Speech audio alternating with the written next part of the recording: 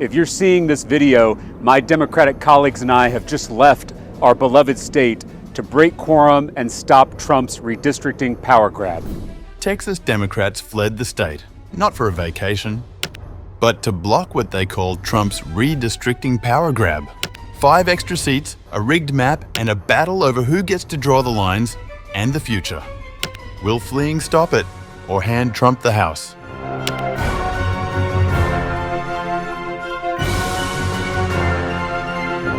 Democratic lawmakers in Texas have made the extraordinary decision to leave their home state, traveling over 1,000 miles to Illinois in a last-ditch effort to block Republican attempts to redraw congressional districts that could secure 5 additional House seats for the GOP.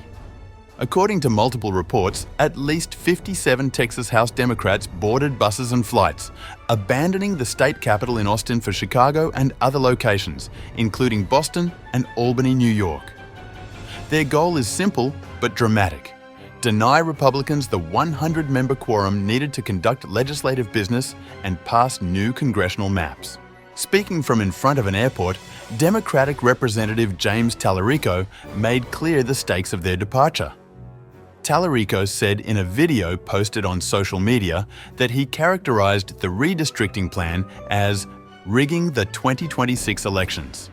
This is State Representative James Tallarico from Texas. If you're seeing this video, my Democratic colleagues and I have just left our beloved state to break quorum and stop Trump's redistricting power grab. Trump told our Republican colleagues to redraw the political maps here in Texas in the middle of the decade to get him 5 more seats and protect his majority in Congress.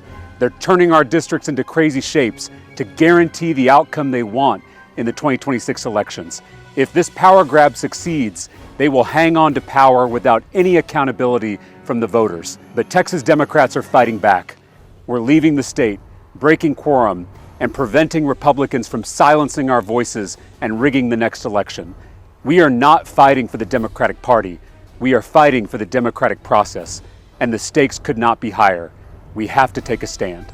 The Democrats found refuge at a cramped county party headquarters in a Chicago strip mall, where they held a press conference alongside Illinois Governor J.B. Pritzker, who has provided logistical support for their stay.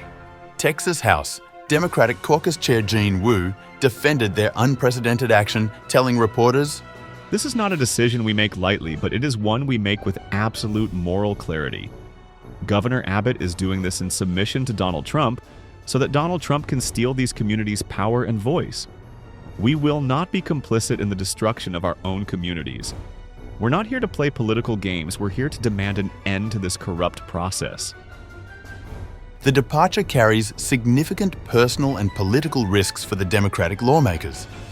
They face $500 per day fines under rules approved by the Republican-controlled legislature in 2023. A penalty created after Democrats previously fled the state for 3 weeks to block an elections bill. Republican Governor Greg Abbott responded swiftly and harshly to the Democratic exodus. In a statement issued on August 3rd, Abbott threatened that any Democrat House member who did not return would be removed from the Texas House. Democrats hatched a deliberate plan not to show up for work, for the specific purpose of abdicating the duties of their office and thwarting the chamber's business. That amounts to an abandonment or forfeiture of an elected state office. Abbott escalated his threats further, suggesting some legislators have also committed felonies. In addition to abandoning their offices, these legislators may also have committed felonies.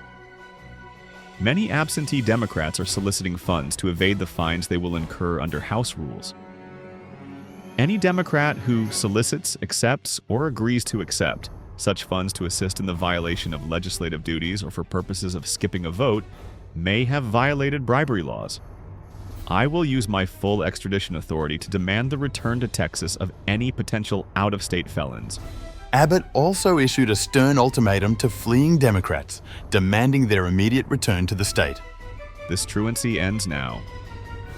The derelict Democrat House members must return to Texas and be in attendance when the House reconvenes at 3 p.m. on Monday, August 4th, 2025. Wu acknowledged the very real fear among Democratic members about potential arrests. We have discussed this. This is a topic of serious concern.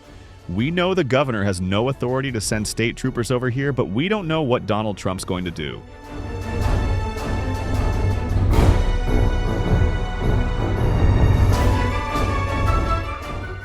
President Donald Trump has personally championed this redistricting effort, telling reporters he expects the plan to yield as many as 5 additional House Republicans.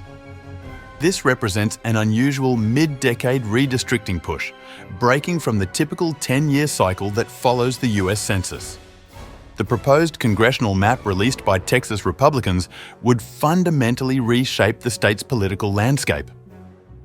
Under current district lines, Republicans control 25 of Texas's 38 congressional seats, nearly 2/3 of the districts in a state Trump won by 56% to 42% in the recent election.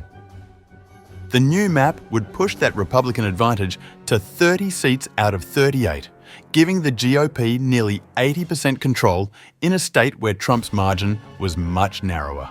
As House Committee Chairman, Republican State Representative Cody Vasut told NBC News after the maps were approved on a party-line vote Saturday. This map was politically based, and that's totally legal, totally allowed, and totally fair. You got states like California and New York and Illinois that have these really large margins between the percentage of seats they have and the percentage of votes that they're getting, and Texas is underperforming in that.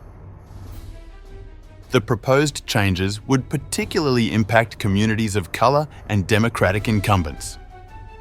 Democratic Representative Jasmine Crockett of the Dallas area discovered she would no longer live in her district under the new map. I currently don't live in the CD30 that they created. I don't. That's not where I live. They moved me out of my district. They completely changed the makeup of Texas 30. But the question will be, what do my constituents say? What do they want? The redistricting battle has sparked responses from Democratic governors in California and New York, who are threatening their own mid-cycle redistricting efforts in retaliation. California Governor Gavin Newsom said Trump wants to rig the game, wants to change the rules midterm, and vowed to respond to in kind, fight fire with fire. As this unprecedented political standoff continues, the 30-day special session called by Governor Abbott is scheduled to end on August 19th, giving lawmakers just weeks to resolve this constitutional crisis that could reshape American politics for years to come.